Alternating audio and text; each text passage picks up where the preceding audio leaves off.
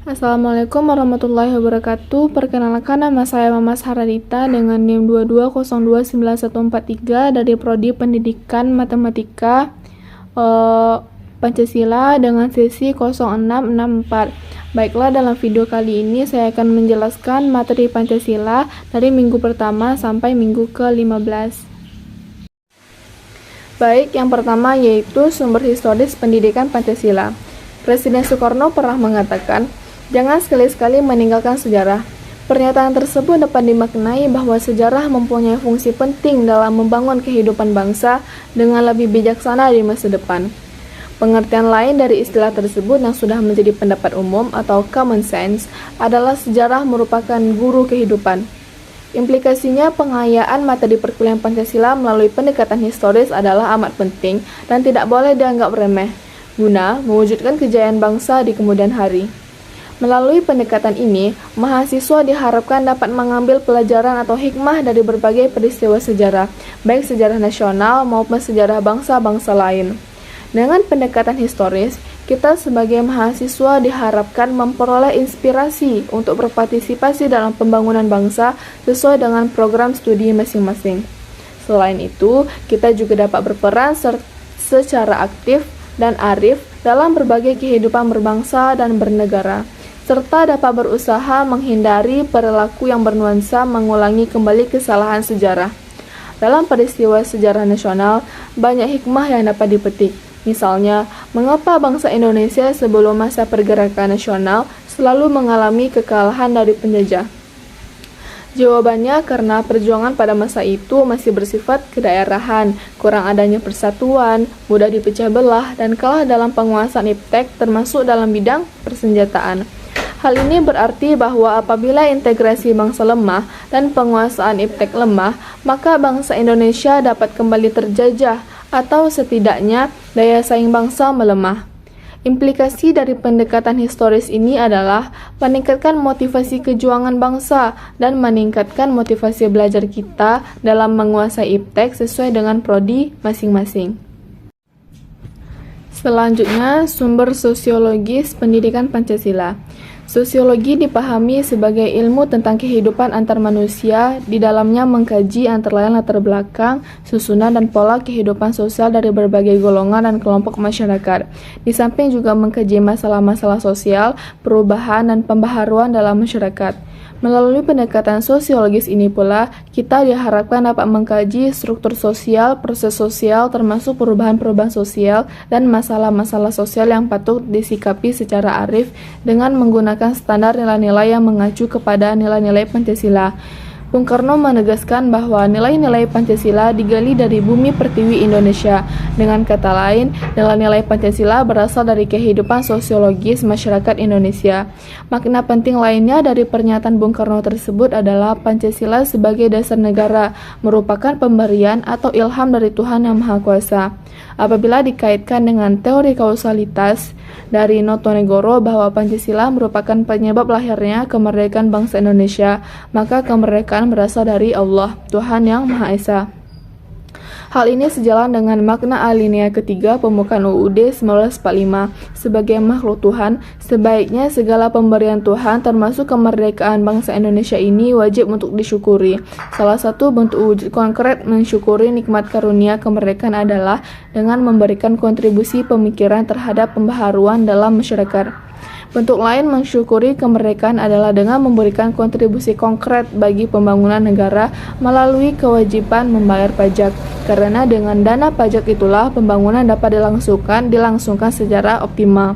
Sejalan dengan hal itu, kita juga dapat berpartisipasi dalam meningkatkan fungsi-fungsi lembaga pengendalian sosial, agent of social control yang mengacu kepada nilai-nilai Pancasila. Selanjutnya, sumber politik pendidikan Pancasila. Salah satu sumber pengayaan materi pendidikan Pancasila adalah berasal dari fenomena kehidupan politik bangsa Indonesia.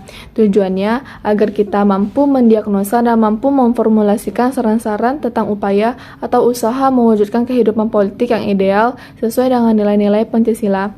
Bukankah Pancasila dalam tataran tertentu merupakan ideologi politik yaitu mengandung nilai-nilai yang menjadi kaidah penuntun dalam mewujudkan tata tertib sosial politik yang ideal. Melalui pendekatan politik ini, kita diharapkan mampu menafsirkan fenomena politik dalam rangka menemukan pedoman yang bersifat moral yang sesuai dengan nilai-nilai Pancasila untuk mewujudkan kehidupan politik yang sehat.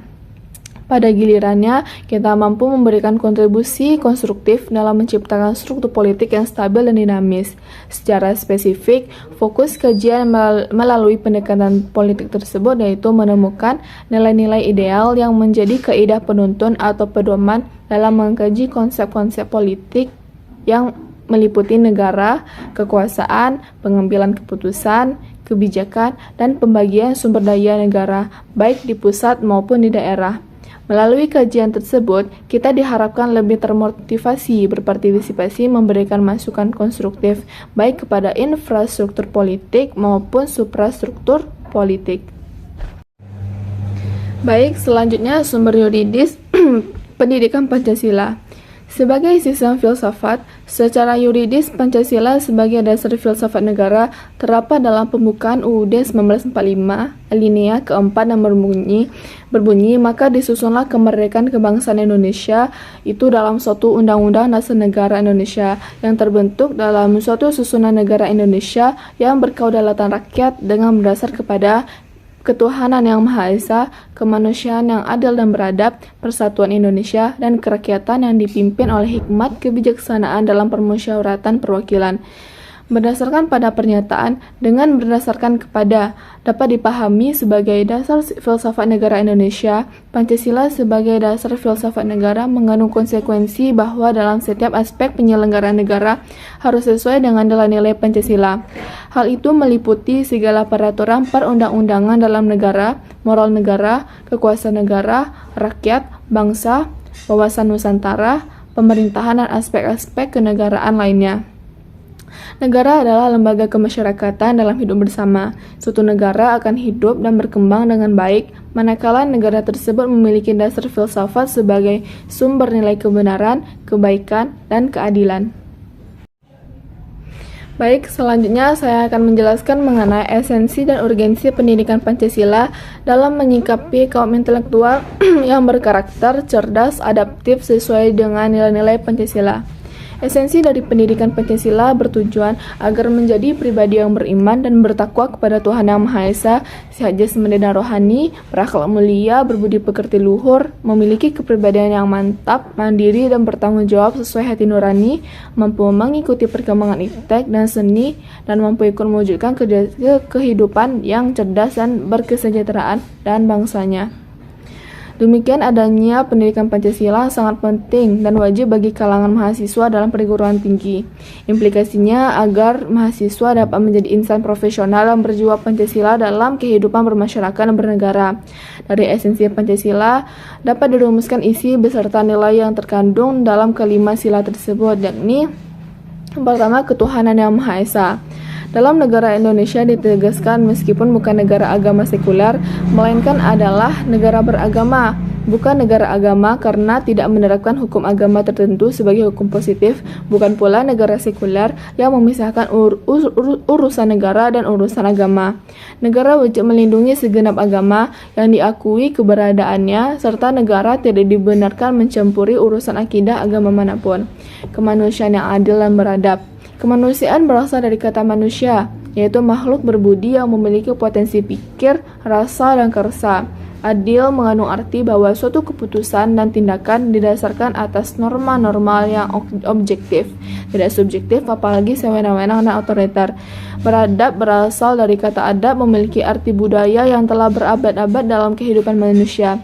Jadi beradab berarti berkebudayaan yang lama, berabad-abad, bertata kesopanan, berkesusilaan, adalah kesadaran, sikap, dan perbuatan manusia dalam hubungan dengan norma-norma dan kebudayaan umumnya, baik terhadap pribadi, sesama manusia, terhadap alam, dan Sang Pencipta.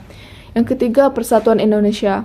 Asal kata dari persatuan tidak terpecah belah, mengandung bersatunya bermacam-macam corak yang beraneka ragam, yang bersifat kedaerahan menjadi satu kedaulatan secara nasional.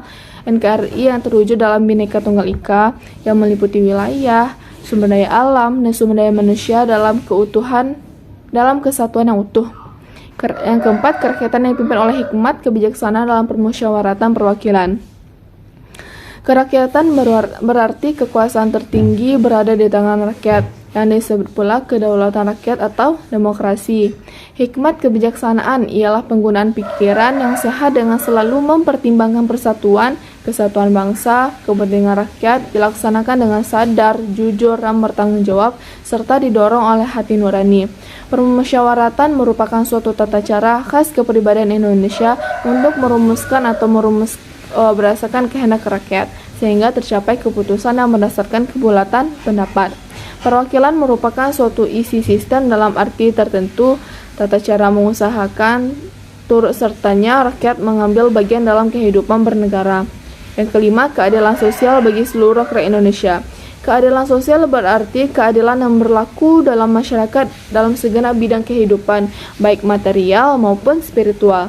Seluruh rakyat Indonesia artinya orang yang menjadi rakyat Indonesia, baik yang berdiam di wilayah negara Indonesia sebagai warga NKRI maupun WNI yang berada di negara asing. Urgensi pendidikan Pancasila adalah untuk membentengi dan menjawab tantangan perubahan-perubahan di masa yang akan datang. Urgensi berarti hal yang sangat penting atau mendesak urgen. Pendidikan Pancasila dilihat urgensi karena selama ini Pancasila belum dilaksanakan dengan baik, seperti ditandaskan Presiden Soekarno pada peringatan hari ulang tahun ke-25 Universitas Gadjah Mada di Yogyakarta pada 19 Desember 1974. Dalam pidatonya dinyatakan bahwa Pancasila adalah milik kita. Kita telah memilikinya, tetapi baru merasa memiliki, belum memahami atau menghayati apa yang sebenarnya Pancasila itu. Mengapa kita harus memahami, menghayati, dan mengamalkan Pancasila? Karena Pancasila sama sekali bukan sekedar semboyan untuk dikumandangkan. Pancasila bukan dasar falsafah negara yang sekedar dikemaratkan dalam dokumen pembukaan UUD, melainkan Pancasila harus diamalkan. Himbauan ini disampaikan untuk menjaga kelestarian dan keampuhan Pancasila demi terwujudnya tujuan nasional serta cita-cita bangsa seperti tercantum dalam pembukaan UUD 1945. Contoh urgensi pendidikan Pancasila bagi suatu program studi misalnya yang berkaitan dengan tugas menyusun atau membentuk peraturan perundang-undangan. Orang yang bertugas untuk melaksanakan hal tersebut harus mempunyai pengetahuan, pengertian, pemahaman, penghargaan, komitmen, penghayatan, dan pola pengalaman yang lebih baik daripada warga negara yang lain, karena merekalah yang akan menentukan meresap atau tidaknya nilai-nilai Pancasila ke dalam peraturan perundang-undangan yang disusun atau dibentuknya. Contoh lainnya, lulusan dari program studi energi di kemudian hari akan menentukan kebijakan tentang eksplorasi, eksploitasi, industrialisasi, dan distribusi energi dijalankan, dan juga dengan lulusan dari program studi perpajakan yang akan menjadi pegawai pajak maupun bekerja di bidang perpajakan, mahasiswa lulusan prodi perpajakan dituntut memiliki kejujuran dan komitmen sehingga dapat memberikan kontribusi terhadap pelaksanaan kewajiban perpajakan di tempat mereka bekerja secara baik dan benar. Demikian pula halnya bahwa keberadaan pendidikan Pancasila merupakan suatu yang esensial bagi program studi di perguruan tinggi. Oleh karena itu, menjadi suatu kewajaran bahkan keharusan Pancasila disebarluaskan secara masif, antara lain melalui mata kuliah pendidikan Pancasila di perguruan tinggi.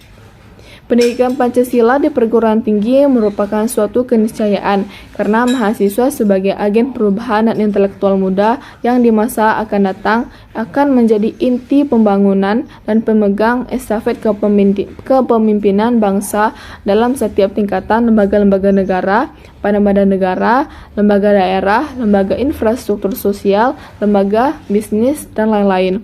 Dengan demikian, pemahaman nilai-nilai Pancasila di kalangan mahasiswa amat penting, tanpa membedakan pilihan profesinya di masa yang akan datang, baik yang akan berprofesi sebagai pengusaha, pegawai swasta, pegawai pemerintah, dan lain-lain. Semua lapisan masyarakat memiliki peran amat menentukan terhadap eksistensi dan kejayaan bangsa di masa depan. Materi selanjutnya yaitu dinamika dan tantangan pendidikan Pancasila di perguruan tinggi. Dinamika pendidikan Pancasila mulai berkembang dengan diawali diterbitkannya buku yang berisi pidato Bung Karno yang berjudul Lahirnya Pancasila. Mulai dari situlah banyak bermunculan buku-buku pendidikan terkait patriotisme dan Pancasila, seperti Manusia dan Masyarakat Baru Indonesia dan penetapan 7 bahan-bahan pokok Indo-Trisnasi. Selain dari buku yang ditujukan untuk masyarakat, pendidikan Pancasila juga berkembang dan diterapkan pada jenjang pendidikan formal.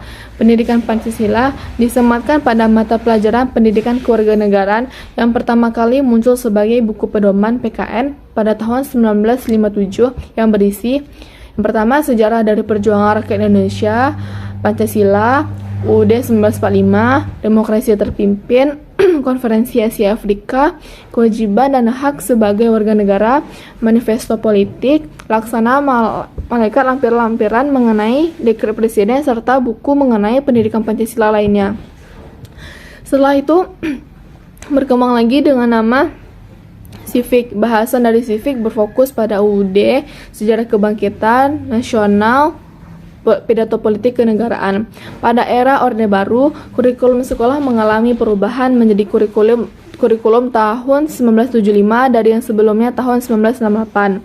Hal ini berpengaruh juga dengan pergantian nama mata pelajaran pendidikan kewarganegaraan atau PKN yang berganti menjadi Pendidikan Moral Pancasila atau PMP. Selanjutnya, tantangan Pancasila. Akibat perkembangan zaman membuat Pancasila semakin hilang nilainya karena terjadi inovasi pada teknologi, membuat kebudayaan baru yang tadinya tidak mengenal teknologi menjadi kenal, dan itu tidak bisa dihindari karena sudah lumrah, karena kita hidup harus selalu berkembang dan mengikuti zaman yang kian lama akan semakin modern. Akibatnya membuat degradasi pada moral kita sendiri, keseringan menggunakan teknologi tanpa melihat kejelasan pada berita tersebut. Selain itu, kebebasan kita dalam menggunakan teknologi membuat kita lupa akan pentingnya menyaring sebuah informasi yang kita dapat hanya karena berita lagi panas-panasnya, membuat kita langsung terpedenya dengan mudahnya. Kemajuan teknologi tidak bisa dihindari karena zaman akan terus berkembang mengikuti arus waktu yang selalu menuju inovasi yang tak terbatas. Menjadikan sebuah teknologi ini susah untuk dibanding karena memiliki manfaat besar sekaligus dampak negatif yang tak dapat dihindarkan. Negara kita tercinta yaitu Indonesia juga menikmati sebuah kemajuan teknologi dan digital tersebut. Teknologi juga mempunyai dampak positif dan negatif tergantung personal pada diri sendiri. Peran pendidikan Pancasila inilah yang harus kita terapkan dari kecil sampai dewasa, karena dari pendidikan inilah yang menjadikan tameng terhadap kehidupan kita dari serangan dunia luar yang begitu keras. Kecanggihan sebuah teknologi dapat membantu aktivitas manusia juga, tetapi saking pesatnya sebuah teknologi juga membutuhkan filter yang besar pula supaya nilai Pancasila yang kita anut dari perjuangan para pendahulu kita yang berjuang mati-matian demi kemerdekaan negara Indonesia tidak luntur. Kecanggihan teknologi yang membuat kehidupan yang ada di Indonesia saat ini makin membaik, dikarenakan apa yang kita cari bisa ditemukan lewat teknologi yang canggih ini. Contohnya seperti kemudahan dalam mencari informasi yang ada di internet, melihat koran, kemudahan dalam mencari sebuah barang sehari-hari, dan lain-lain. Membuat kita sebagai insan yang bermartabat semakin bergantung pada teknologi tersebut, membuat kita lupa akan yang namanya Pancasila.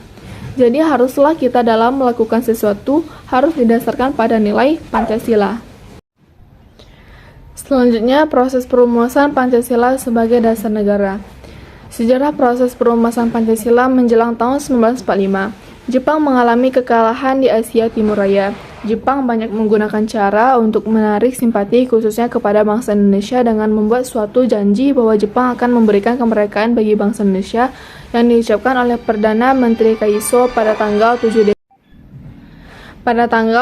September tahun 1944. Pembentukan BPPKI, Jepang meyakinkan akan janjinya terhadap bangsa Indonesia untuk dimerdekakan dengan membentuk Badan Penyelidik Usaha Persiapan Kemerdekaan Indonesia atau disebut dengan BPUPKI. Dalam bahasa Jepang, BPUPKI berarti Dokuritsu Jumbi Kosakai. Jenderal Kumakachi Harada merupakan komandan pasukan Jepang di Jawa dan mengumumkan pembentukan BPUPKI lalu pada tanggal 28 April 1945. Diumumkan pengangkatan anggota BPUPKI. Upacara peresmiannya digelar Gedung Penjambon Jakarta sekarang Gedung Departemen Luar Negeri. BPUPKI beranggotakan 67 orang, termasuk 7 orang Jepang dan 4 orang Cina dan Arab. Jabatan Ketua BPUPKI adalah Regiman Widoningrat. Wakil ketuanya adalah dari Jepang dan sebagai sekretarisnya adalah Soroso.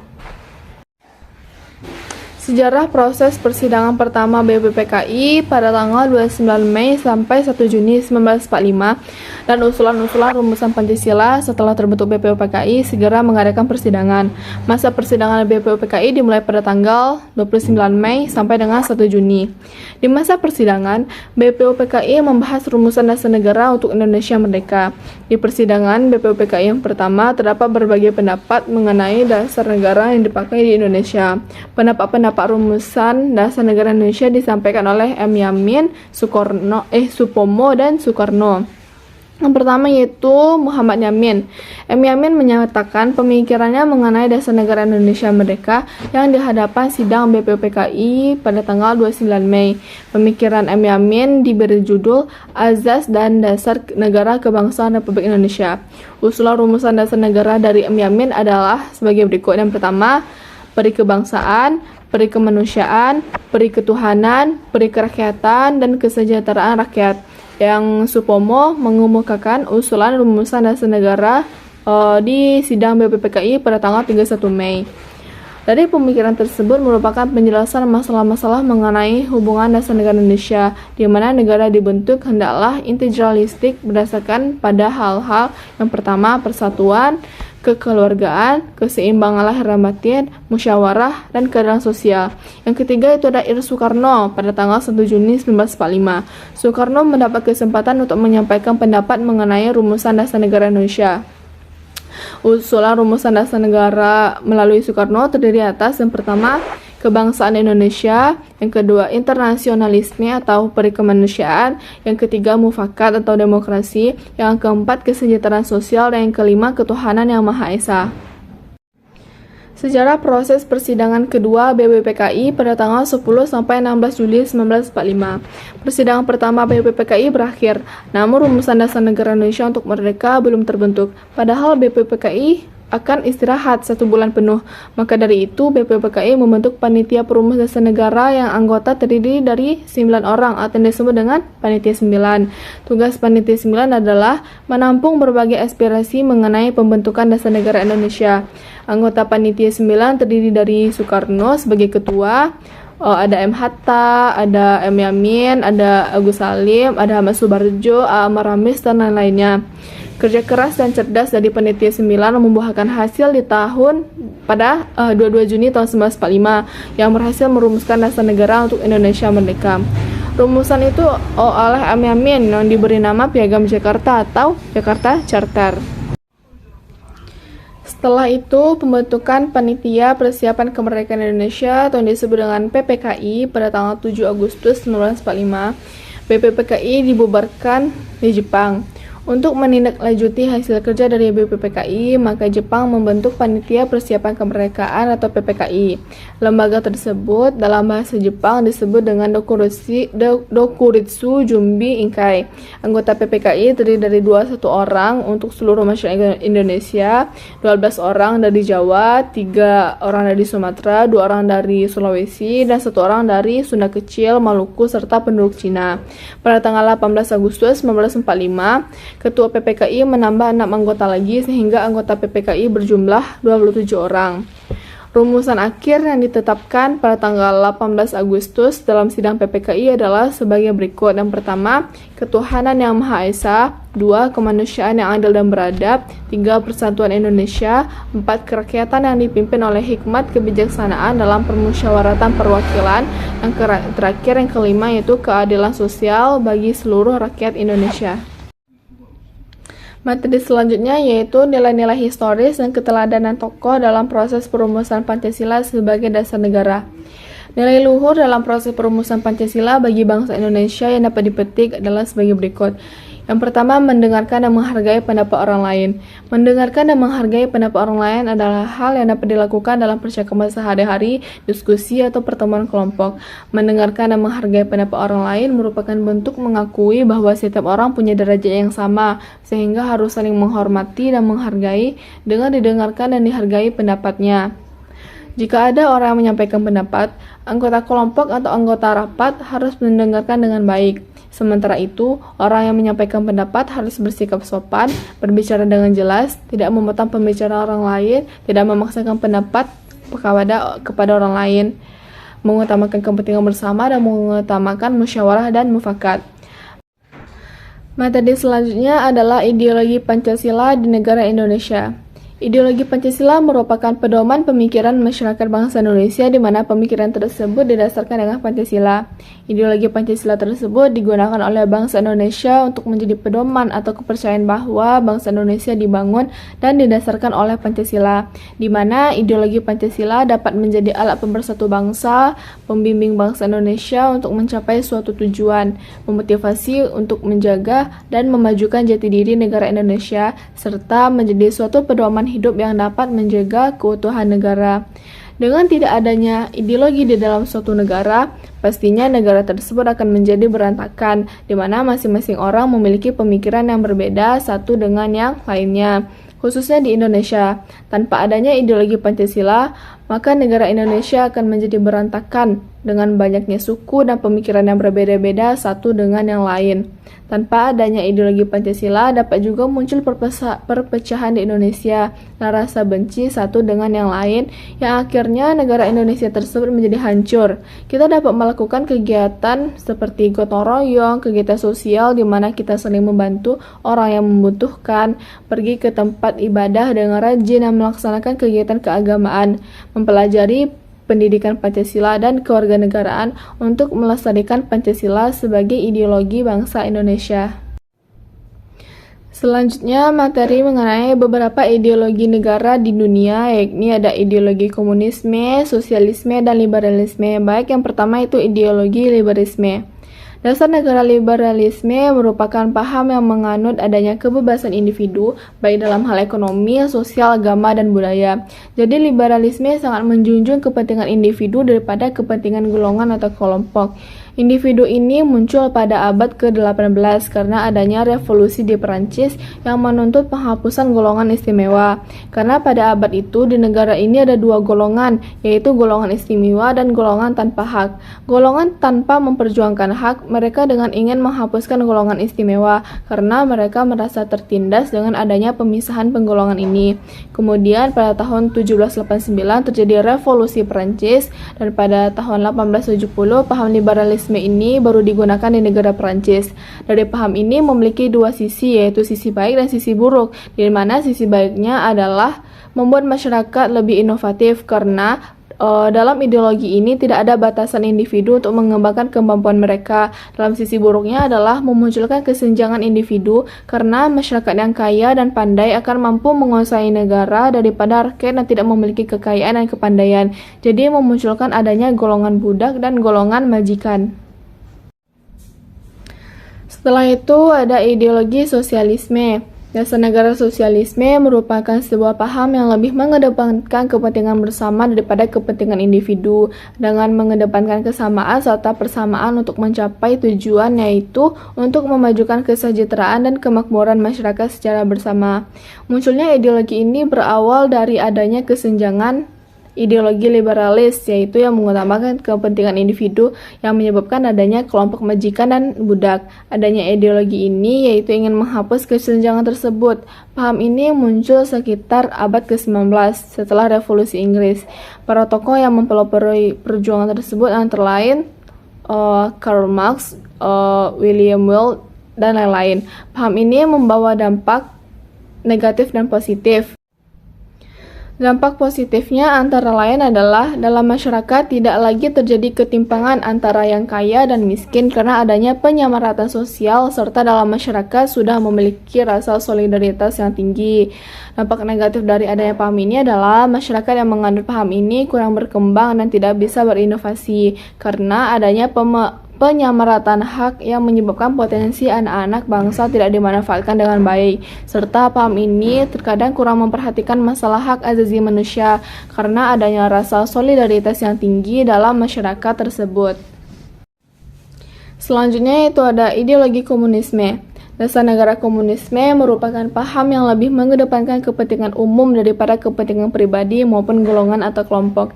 Ideologi ini menganut bahwa alat produksi baik itu berupa tanah, modal, serta tenaga kerja adalah milik bersama, karena dalam paham ini tidak mengenal adanya kelas atau kasta dalam masyarakat. Dalam ideologi ini memiliki beberapa nilai yang terkandung di dalamnya, antara lain monoisme. Monoisme ini merupakan sebuah azas yang melawan adanya penggolongan dalam masyarakat atau itu kasta, kekerasan yang digunakan untuk mencapai sebuah tujuan, terus alat produksi di bawah kekuasaan negara serta hak miliki individu tidak diakui. Terus negara bebas dalam mengatur masyarakat serta tidak diperkenankan memiliki agama atau itu ateis. Materi selanjutnya yaitu tantangan implementasi ideologi Pancasila. Implementasi Pancasila di era milenial sekarang ini tentunya tidak sama dengan yang dilakukan di era Orde Baru. Implementasi Pancasila di era saat ini juga menggunakan kemajuan teknologi komunikasi dan ilmu pengetahuan. Oleh karena itu, keberadaan meme, pembuatan bot di medsos terutama Twitter, YouTube, dan lain-lain untuk menyolisasikan Pancasila dan meyakinkan generasi milenial yang memiliki ciri khusus yang connected pesan-pesan sosialisasi Pancasila di era kekinian juga harus dilakukan dengan bahasa yang mudah dimengerti sekaligus merupakan bahasa gaul di kalangan generasi muda sehingga mereka dapat menyerap pesan bahwa Pancasila adalah pandangan hidup yang paling cocok diterapkan untuk mengelola keberagaman di Indonesia dapat diterima oleh mereka tanpa perasaan mereka merasa digalang atau terkena psychological inversion. Tantangan berikutnya dalam implementasi Pancasila di era kekinian adalah mengacu kepada sinyalemen sosiologi Inggris Giddens terkait globalisasi. Anthony Giddens menyebutkan setidaknya ada 3 dampak penetrasi globalisasi, yaitu pertama, mengendornya ikatan negara bangsa, makin banyak wilayah yang ingin merdeka. Yang kedua, penguatan nilai-nilai lokal, etno-nasionalisme. Yang ketiga, itu ada liberalisme ekonomi. Indonesia juga mengalami tantangan serius di ketiga dampak yang disebutkan Giddens tersebut, seperti masalah separatisme Papua belum dapat terselesaikan seutuhnya. Walaupun kemakmuran ekonomi semakin membaik dewasa ini, sikap etno-nasionalisme juga semakin mengemuka. Dapat dilihat dalam materi kampanye selama Pilkada 2018, termasuk di saat pemilihan Gubernur DKI Jakarta 2017 yang menjadi turning point memburuknya situasi kebangsaan dan kenegaraan di Indonesia. Bagaimanapun juga, implementasi Pancasila akan semakin mudah diterapkan jika ada keadilan dan kesejahteraan. Dua hal yang masih harus diakui atau tidak diakui menjadi barang mewah di negeri plural ini. Keadilan dan kesejahteraan adalah kunci menimbulkan kepercayaan terhadap pemerintah. Ideologi negara dan mampu menciptakan perdamaian. Hal ini selaras dengan adagiem Romawi kuno berbunyi, kalau mau damai dan sejahtera, tumbuhkan keadilan. Untuk mengimplementasikan Pancasila, termasuk Romawi kuno tersebut, maka sikap positif, kepemimpinan, kewibawaan, dan komitmen politik untuk mengedepankan hak politik dibandingkan law politik atau politik praktis akan menjadi kunci strategis mewujudkannya. Sekian video presentasi dari saya. Mohon maaf apabila ada kesalahan. Wabillahi taufiq wal hidayah. Assalamualaikum warahmatullahi wabarakatuh.